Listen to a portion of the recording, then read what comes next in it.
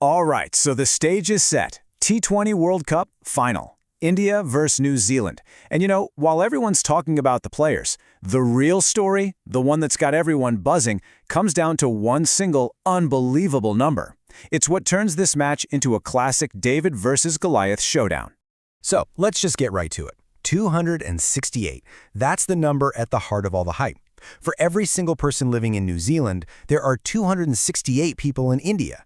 I mean, just try to wrap your head around that for a second. It's a scale that's, well, it's almost impossible to really picture. And, this immediately raises the big question, right?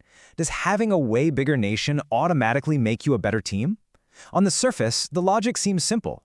You've got 268 times the people. That's got to mean you have 268 times the talent pool to pick from, right? Hundreds of times more potential batters, more bowlers.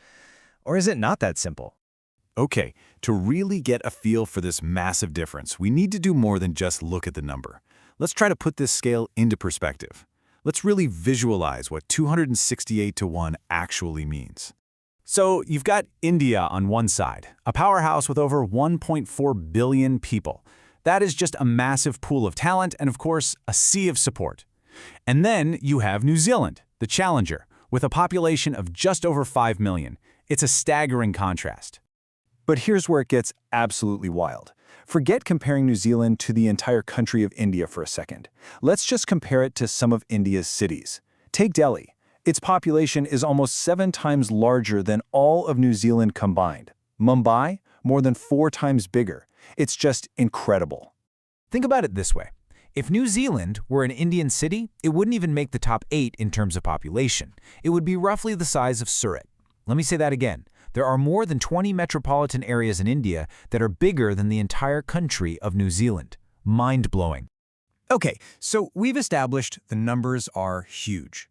But how does all this census data, turn into the huge story that's completely dominating the conversation around the World Cup final? Well, this right here really paints the picture. It breaks down that David versus Goliath story perfectly.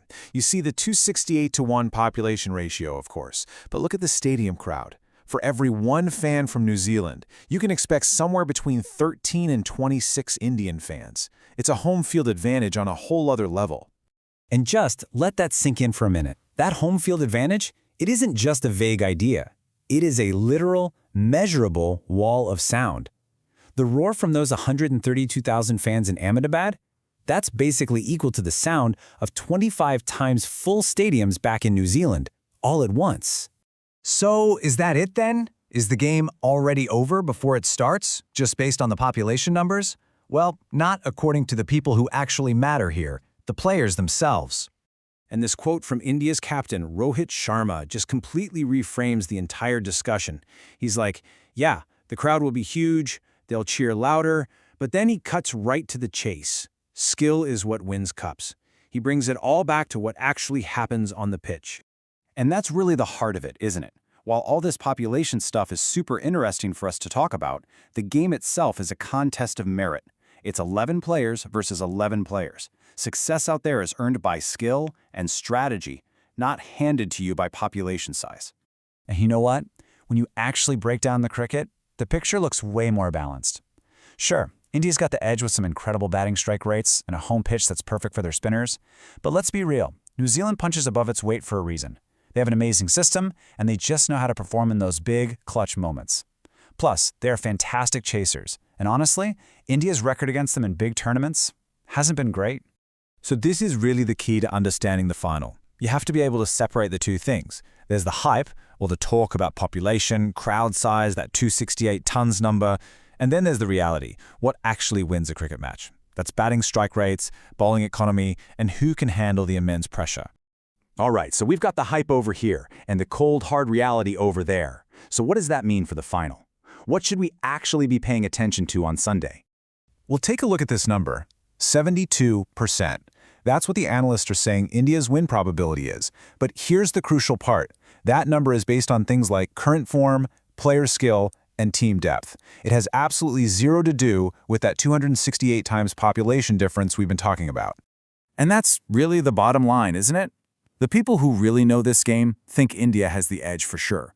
But it's an edge they've earned through their performance. They're the favorites because they're skillful, not because their country is huge. So that leaves us with the ultimate question, doesn't it? All these numbers have created this absolutely incredible, almost unbelievable story for the final. But in the end, what's going to win the day? The roar of 132,000 people, or the absolute cool and calm of a player who can block it all out and deliver when it matters most? I guess we'll all find out.